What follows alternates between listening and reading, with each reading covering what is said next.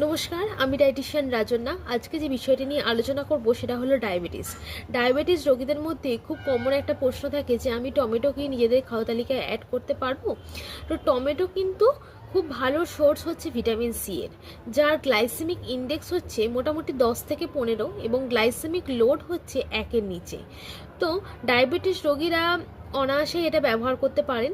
টমেটোর মধ্যে থাকে লাইকোপিন, যেটা কিন্তু আমাদের স্কিনকে ভালো রাখতে সাহায্য করে।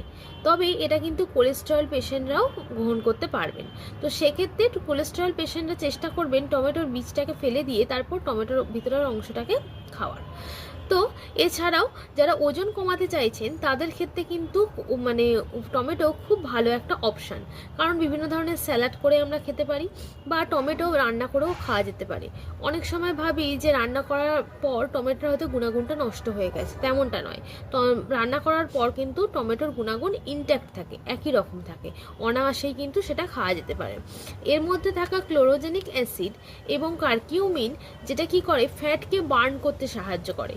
মানে যারা ওজন কমাতে চাইছেন তাদের জন্য কিন্তু খুব ভালো অপশান, মানে ফ্যাটকে গলাতে সাহায্য করে এবং পেটকে কিন্তু অনেকক্ষণ ভর্তি রাখতে সাহায্য করে।